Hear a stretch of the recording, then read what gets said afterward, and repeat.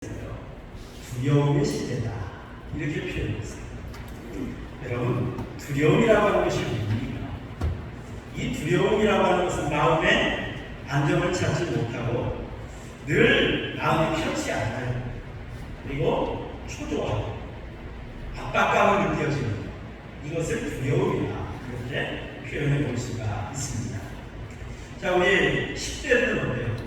공부에 대한 압박감, 또한 진학에 대한 압박감, 이런 속에서 마음이 편치가 않아요. 저는 요즘 우리 10대들 보면서 때로는 좀 불쌍하다라는 생각이 듭니다. 마음껏 뛰어놀고 마음껏 이것도 해보고 저것도 해보고 내가 좋아하는 게 뭔가, 내가 잘하는 게 뭔가, 그러면서 깨달아지고 발견을 해야 되는 시기인데 오직 궁금하네, 오직 궁금해. 저는 그러면서 안타깝다, 그리고 너무 놀 줄 모른다 라고 하는 그런 좀 마음이 편치 않습니다. 10대들과 하고요. 자, 그렇게 열심히 공부해서 20대가 되었습니다. 대학을 졸업했어요. 그런데 취업에 대한 두려움, 압박감, 얼마나 참 힘들겠습니다. 어렵게 취직했습니다. 30대가 되니까 이제 결혼에 대한 압박감과 두려움, 결혼하면 내가 잘 살 수 있을까? 그런 게 있죠. 40대가 되니까 직장에서도 이제 자리를 좀 잡았다 생각하니까 정년이 걱정이 됩니다. 요즘 40대만 돼도 나가라고 하는 직장들이 꽤 있다고 합니다. 자, 그러니 어떻게 했어요? 50대가 되었어요. 이제 건강에 두려움이 생깁니다.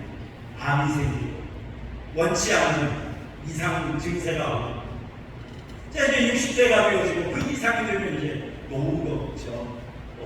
참 이 걱정이 끊임이 없는 그런 삶이 바로 인생의 삶인 것 같습니다. 항상 여기에 대한 두려움, 여기에 대한 압박감, 이 압박감 속에 우리는 살아갑니다. 자, 그래서 요즘 많은 사람들이 얼마나 많은 걸 누리고 있어요. 하지만 이 스트레스가 끊이지 않은 걸 볼 수가 있습니다.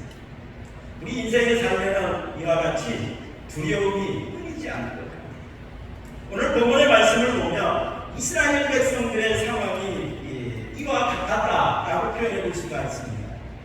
지금 이스라엘 백성들이 바벨론 포로로 끌려갔습니다. 바벨론 포로 가운데서 그들이 너무나도 힘들게 살아가는데 그 가운데 약간의 희망이라도 있으면 좋겠는데 희망이 없어요. 기도해도 응답이 없습니다. 하나님이 우리를 버리신 건 아닙니다. 하나님이 우리를 잊으신 건 아닙니까? 여기에 대한 두려움이 생겼어요. 하나님께서 우리를 심판하셔서 이제 완전히 우리를 버려버리면 우리는 없습니다. 참 이런 두려움과 불안 가운데 이스라엘 백성들이 포로 생활하고 있었습니다. 그때 하나님께서 이러한 이스라엘 백성들에게 위로해 주시기 위해서 주신 말씀이 바로 오늘 43장 1절에서 3절까지의 말씀이 걸고 있습니다. 자, 이렇게 불안한 이스라엘 백성들, 두려움에 떨고 있는 이스라엘 백성들, 이러한 이스라엘 백성들에게 하나님께서 뭐라고 말씀해 주실까? 우리 1절 한번 읽어볼까요? 우리 1절 말씀 함께 보겠습니다. 시작. 야곱아, 나를 창조하신 여호와께서 지금 말씀하시느니라. 이스라엘아, 너를 지으신 이가 말씀하시느니라. 너는 두려워하지 말라. 내가 너를 구속하여 내가 너를 징역하여 들었나니 너는 누구 것이라? 내 것이라 라고 말씀하십니다. 이렇게 불안하고 있는, 두려워하고 있는, 떨고 있는 이스라엘 백성들에게 하나님께서 분명하게 말씀하십니다. 너희는 내 거다. 너희는 내 거다. 자, 그런데 하나님께서 지금 이스라엘 백성들 부르시는 호칭 두 가지를 오늘 1절에서 발견해 볼 수가 있습니다. 첫째는 야곱아 라고 하는 이름입니다. 하나는 이스라엘아 라고 하는 이름입니다. 여러분, 차이가 뭘까요? 야곱이라는 이름은 하나님을 만나기 전의 이름입니다. 하나님의 은혜를 체험하기 전의 이름입니다. 사기꾼과 살아가는 인생 그 이름 그게 바로 야곱아라고 하는 거예요. 자, 그러나 이스라엘아라고 하는 이름은 어떤 이름일까요? 하나님을 만난 후에 하나님이 바꿔준 이름입니다. 하나님의 은혜를 체험하고 난 후에 하나님이 주신 이름이 바로 이스라엘아라고 하는 이름입니다. 지금 이스라엘 백성들이 두려워하고 있습니다. 떨고 있습니다. 불안해하고 있어요. 그러자 하나님께서 말씀하십니다. 이스라엘아, 너는 투기하지 마라. 투기하지 마라. 그러면서 하나님께서 그들을 위로하고 있는 걸 볼 수가 있는데, 그들을 위로하시면서 하나님께서 주신 말씀이 있습니다. 너는 누구 것이라고요? 내 것이다. 내 것이다. 여러분, 내 것이라는 말은 어떤 뜻이겠습니까? 하나님의 소유라는 말. 소유, 내 것, 소유. 너희는 내 소유야. 그러면서 하나님께서 이스라엘 백성들에게 투기하지 말라는 거예요. 왜 이렇게 말씀하실까요? 내 것은 내가 책임진다. 그렇지 않습니까? 내 것은 내가 보호합니다. 내 것은 내가 애껴요. 그렇잖아요. 내 것은 내가 아껴요. 내 것은 내가 사랑합니다. 지금 이스라엘 백성들이 두려워해요. 불안해요. 떨고 있어요. 왜요? 하나님의 우리를 버리잖아요. 하나님의 우리를 잊어버린 건 아닐까? 그러한 이스라엘 백성들에게 하나님께서 투기하지 마라. 너희는 내 거야. 이 말은 무슨 말이에요? 내가 너희를 잊지 않았어. 내가 너희를 사랑해. 내가 너희를 책임질 거야. 내가 너희를 지켜줄 거야 라고 하는 말씀이라는 사실을 여러분 믿으시기를 바랍니다. 이렇게 이스라엘 백성들에게 너는 내 거야 라고 하신 말씀하신 하나님께서 오늘 이 시간 우리에게도 동일한 말씀을 주신다는 사실을 여러분 믿으시기를 바랍니다. 여러분들은 하나님의 것인지를 믿으시기를 바랍니다. 그러기에 하나님께서 여러분을 사랑하신다는 사실도 믿으시기를 바랍니다. 때로는 두려울 때가 있죠. 때로는 걱정스러울 때가 있어요. 때로는 내 뜻대로 안 될 때가 있어요. 때로는 내가 어긋나갈 때가 있어요. 하지만 여러분, 낙심하지 마세요. 하나님은 여러분들을 사랑하기 때문에 보호하고 책임져 준다는 사실을 믿으시기를 바랍니다. 여러분, 하나님께서 이스라엘 백성들을 어떻게 너는 될 거야? 이렇게 말씀하실 수가 있었을까요? 사실 이스라엘 백성들은요, 아주 보잘것없는 민족이었어요. 창세기 12장의 말씀을 보면 이스라엘 민족의 시작을 하나님께서 아브라함을 통해서 말씀해 주시는 걸 볼 수가 있는데, 아브라함은 무상장수의 아들이었어요. 하나님을 알지 못하던 그런 사람이었어요. 그러게 하나님께서 아브라함을 부르십니다. 너는 모든 걸 버리고 떠나서 내가 너에게 지시할 땅으로 가라. 내가 너를 복이 되게 할지라. 그러면서 하나님께서 부르셨어요. 아브라함이 어떤 업적이 있기 때문에, 어떤 훌륭한 일을 했기 때문에 아브라함을 부르신 것이 아니라 하나님을 알지 못하는 사람이었어요. 우상장수의 아들이었어요.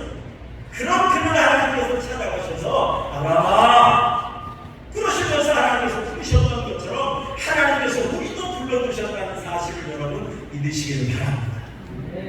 여러분, 이거 하실 거 아니죠? 이거 하실 거 아니죠? 근데 여러분, 어려움 당하니까 이게 흔들릴 때가 있더라. 특히 이제 저 같은 경우 목사잖아요.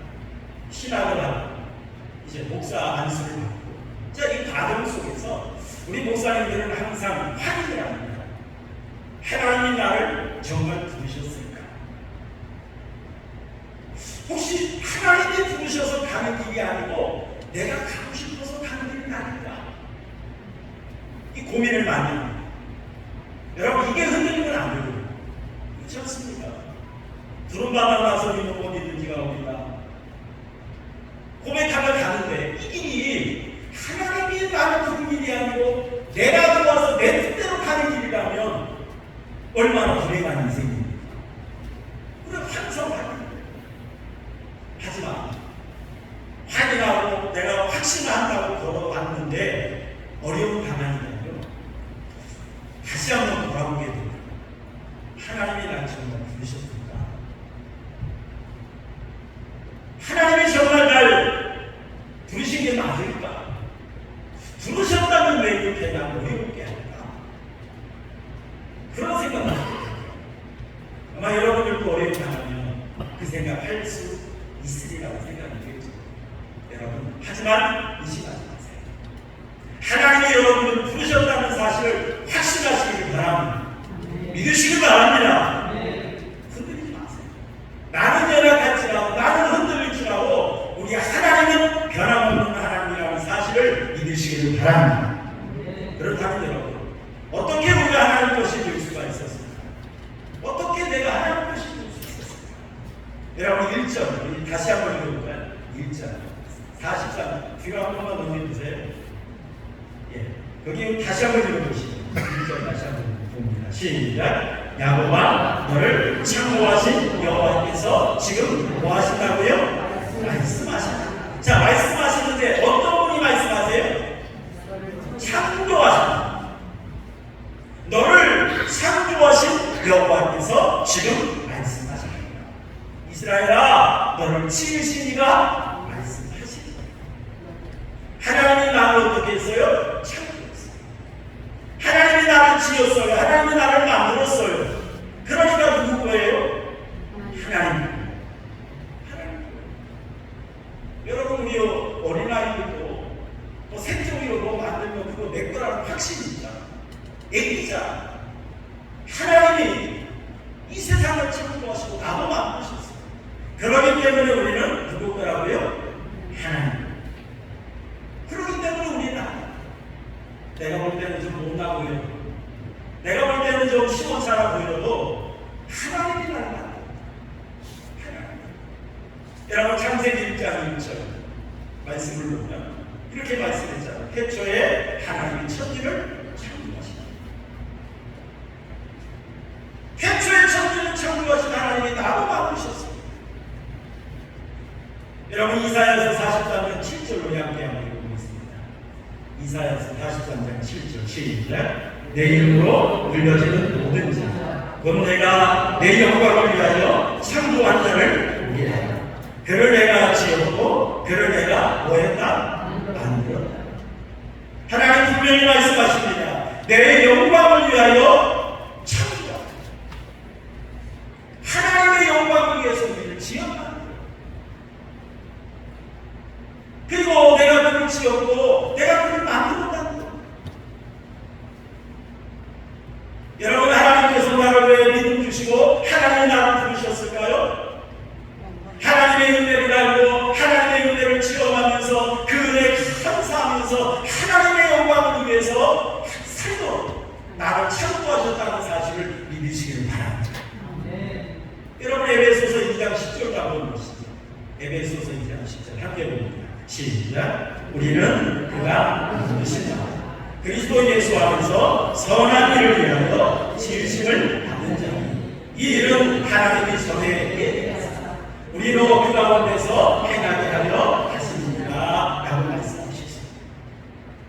하나님께서 우리를 만드셨는데요, 어떤 목적을 가지고 만드셨느냐? 선한 일을 위해서 하나님의 영광을 나타내고 이 세상에 남의 분들에게 복음 전함으로 하나님의 나라를 건설하고 하나님의 뜻과 목적을 이루는 이 선한 일을 위해서 하나님의 우리를 만드셨다라고 말씀하시는 걸 볼 수가 있습니다. 여러분, 이처럼 하나님께서는요, 하나님의 영광을 위해 우리를 만드셨습니다. 하나님의 선한 일을 위해서 우리를 만드셨기 때문에 우리는 하나님의 것인 줄 믿습니다. 하나님의 것입니다. 그 다음에 왜 우리가 하나님의 것이 될 수가 있었을까? 43장 1절 말씀을 보면 내가 너를 구속하였도라고 말씀하죠. 구속했다. 여러분이 구속했다라고 하는 말은 어떤 뜻이냐면은 속량했다라는 뜻도 있습니다만 다시 산다는 의미가 있습니다. 다시 산다, 되산다, 그런 뜻입니다. 여러분, 내 소유가 다른 사람에게 넘어갔어. 다른 사람에게 넘어갔으면 소유권이 남의 것이지. 어떻게 돼요? 값을 지불하고 사와야 돼. 그래야 내 것이 되는 거예요. 이게 구속이라는 것이. 우리는 하나님의 자녀로 선택받았다. 하나님의 자녀로 우리가 이 땅에 태어났지만 허물과 죄로 말미암아 죽었습니다. 죄를 범해서 우리는 사탄의 노예가 되었고 영원한 지옥 영문을 받아야만 했던 일이었습니다. 그런 우리를 사랑하셨습니다. 우리를 하나님의 영광을 위해 사용하고 하나님의 선한 일을 위해 사용하기 위해서 하나님께서 독생자를 이 땅에 보내주셔서 예수 그리스도의 피값을 지불하시고 나를 다시 사십니다. 나를 다시 사십니다. 이게 바로 여러분 구속의 은혜라는 사실을 믿으시길 바랍니다. 우리 하나님은요 어찌 보면 참 너무 좋으신 하나님입니다. 저 같으면요 야 어떤 걸로 하자 그냥 다 부셔버리고 다시 만들 것 같아요. 그러면 편하잖아요. 그러니까 집을 지어도 그렇잖아요. 리모델링 하려면 힘들어요. 돈이 더 들어요. 시간이 더 들어요. 그냥 싹 밀어버리고 깨끗이 지으면은 내가 원하는 구조에다가 내가 사용하고 싶은 재료 사용해서 멋지게 지을 수 있어요. 오히려 공사 기간이 더 빠르고요. 더 좋아요. 자, 그런데 하나님은요 그렇게 하실 수 있잖아요. 얼마든지 창조해 주십니다. 그런데 하나님은 그렇게 하지 않으셨어요. 망가져버린 나, 더럽혀진 나, 아무짝에도 쓸모없는 나, 그냥 버리면 되잖아요. 근데 하나님은 그렇게 하지 않으셨어요. 그런 나를 새롭게 하고 그런 나를 귀하게 사용하기 위해서 하나밖에 없는 독생자를 나의 죄값으로 내어주셨다. 참 얼마나 이게 귀합니까? 제가 생각할 때는 그냥 버리면 될 것 같은데 안 그러시고 내가 뭐라고 나를 위해서 하나밖에 없는 독생자를 죄값으로 내어주시냐. 이게 여러분 얼마나 귀합니까? 여러분 이러한 귀한 하나님의 구속의 은혜로 우리가 하나님의 것이 되었다는 사실을 믿으시기를 바랍니다. 이런 놀라운 은혜로 우리가 하나님의 것이 되었습니다. 그럼 여러분 또 우리가 어떻게 하나님의 것이 될 수 있었을까요? 43장 1절 보니까 내가 너를 지명하여 불렀나니 라고 말했습니다. 내가 너를 지명하여 불렀나니. 이 세상에 많은 사람들이 있어요. 그런데 하나님께서 그 많은 사람들 가운데서 딱 나를 집어 승용아 넌 내 거야. 승용아 내가 너를 사용할 거야. 그러면서 딱 집어서 불러주셨다. 하나님께서 여러분들의 이름 부르시면서 여러분들을 지명하여 불렀다는 사실을 믿으시기를 바랍니다. 여러분 아무나 예수 믿는 거 아닙니다. 교회는 다닐 수 있어요. 교회는 나올 수 있어요. 정말 그러나 내 마음속에 예수님을 모시고 정말 예수님의 사랑이 느껴지고 하나님의 은혜가 체험되어지고 그 은혜 너무너무 감사해서 내가 이제 나를 위해 살지 아니하고 하나님의 영광을 위해 살겠습니다. 여러분 이렇게 고백하는 이 고백은 하나님의 은혜로만 가능한 줄로 믿습니다. 하나님의 은혜가 없는 것같아요. 아무나 주여 주여 하는 게 아니에요. 아무나 주여 주여 그저 입술로 주여 주여 한다고 신자되는 게 아니에요. 정말 하나님을 만나고 하나님의 은혜를 체험한 그 심정만이 진실되게 주여 고백할 수 있고 하나님은 나의 아버지라고 고백할 수 있고 그런 하나님을 위해서 우리가 예배하고 찬양하고 헌신할 수 있다는 사실을 여러분 믿으시기를 바랍니다. 여러분 2002년 우리 한일 월드컵이 있었죠. 그때 히딩크라고 하는 훌륭한 감독을 모셔왔습니다. 자 그리고 우리가 원하는 좋은 성적을 거두었어요. 4강까지 올라갔습니다. 그때 이 히딩크 감독이 사진 하나 보여주시면 훌륭한 한 선수를 발견했습니다. 이 선수는요 키가 그렇게 크지 않아요. 체구도 크지 않아요.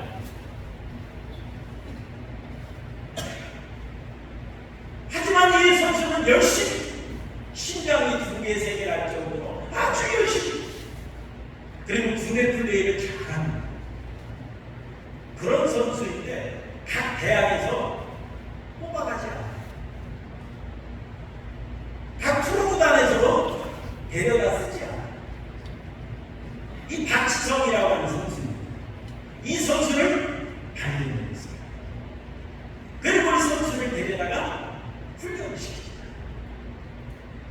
나중에는 어떻습니까? 이제는 유럽으로 네덜란드로 나가고 영국의 최고 구단이라고 하는 맨체스터 유나이티드에 가서 주전 선수, 레전드라고 하는 이름을 얻을 정도로 주전 선수로 되는 훌륭한 선수가 되었습니다. 여러분, 이 박지성 선수 각 대학에서 알아주지도 않았어요. 명지대를 나왔는데 그것도 그저 그냥 가까스로 들어갔다는 거예요. 이 무명의 선수를 히딩크라고 하는 이 감독이 발견을 하고 훈련을 시킵니다. 이렇게 하는 선수 가르치고 세계적인 선수로 만들었죠. 히딩크 감독은 이 박지성 선수를 이렇게 뭐라고 말을 하겠습니까? 넌 내 거야. 넌 내 제자야. 이렇게 말할 수 있는 거죠. 왜요? 아무도 불러주지 않았어요. 아무도 인정해주지 않았어요. 아무도 써주지 않았어요. 그런데 히딩크 감독이 너 이리 와봐. 너 이리 와봐. 그러면서 국가대표 선수로 불러주었어요. 그리고 써주었어요. 우리가 4강 올라갈 때 포르투갈전에서 어땠습니까? 신일바이는 가슴 트래핑을 하고 오른발로 받아서 왼발로 멋지게 골을 넣지 않습니다. 명장면이죠. 이런 모습을 보면서 히딩크 감독은 말합니다. 넌 내 제자야. 이렇게 말했습니다. 여러분, 사람도 이런데 우리 하나님은 어떠하시겠습니까? 하나님께서 이 세상에 많은 사람을 했지만 때로는 사람들이 날 인정해 주지 않아요. 능력이 나하지 않아요. 하지만 하나님은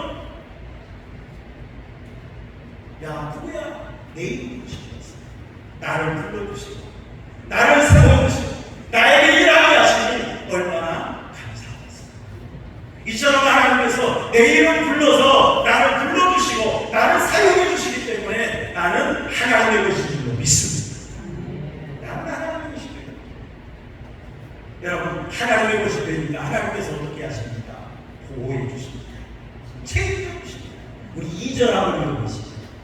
43장 2절 함께 보겠습니다. 시작. 네가 불 가운데로 지날 때에 내가 너와 함께할 것이다.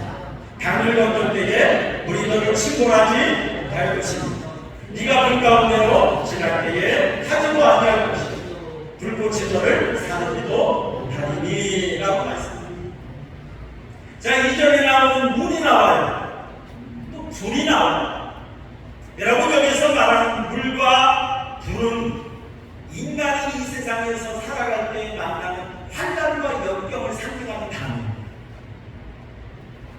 삶을 살다 보면 어렵다. 고난이잖아. 그런데 네가 물 가운데 지날 때, 네가 불 가운데 건널 때 하나님께서 책임져 주시겠다. 여러분, 실제로 이스라엘 백성들이 홍해를 건넜습니다. 요단강을 건넜습니다.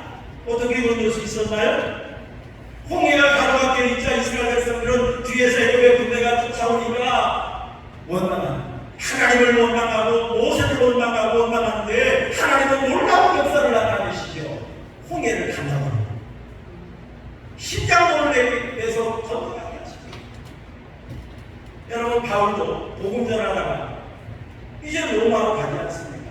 로마에 가서 복음 전하기 위해서 죄수의 몸으로 배를 타고 갔는데 유라굴로 방풍을 나옵니다. 보름이 넘도록 먹지도 못하고 멀미를 하고 죽을 고비를 넘겼습니다. 그런데 하나님께서는 그 유라굴로 방풍 속에서도 바울에게 안심을 시켜주는 걸 볼 수 있습니다. 바울을 책임지는 걸 볼 수 있습니다. 여러분, 광풍에 몰아치다 해도 바울은 하나님을 책임져 주십니다. 왜요? 로마에 가서 복음을 전해요.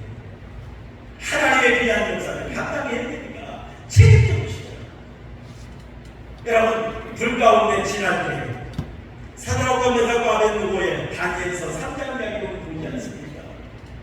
풀무불에 던져졌는데 하나님이 함께하십니다. 보호해 주십니다. 머리털 옷 색깔 하나 변하지 않냐고 하나님께서 보호해 주시는 놀라운 역사를 우리는 보게 됩니다. 여러분, 이런 하나님께서 우리를 지켜주시고 우리도 보호해 주신다는 사실을 여러분 믿으시기를 바랍니다.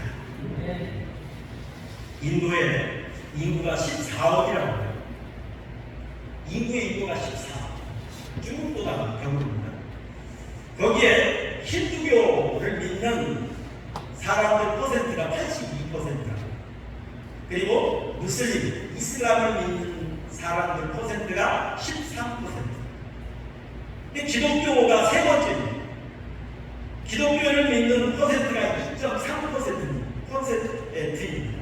그런데요, 2.3%지만 우리 한국보다 훨씬 많아요. 3천만 명입니다. 기독교. 우리가 한때 부흥한다고 할 때 1200을 우리가 자랑한다고 했잖아요. 1200만 명이라고. 근데 인도는 인구가 워낙 많다 보니까 2.3%가 기독교인이어도 3천만 명이에요. 그런데도 이 인도에서 이 보팔이라고 하는 지역에서 보팔 가스 참사가 일어났습니다. 1984년 12월 2일 이 새벽에 유니온 카바이트라고 하는 회사가 폭발합니다. 이 회사가 폭발한 현장입니다. 현장 전원이 보시면 이 폭발 사고로 인해서 사망했던 시체입니다. 즉사, 그 현장에서 즉사했던 인구가 2259명. 그리고 그 다음날 사망했던 사람이 1528명. 그리고 이 폭발 사고로 인한 질병으로 인해서 후에 사망한 사람이 16,000명.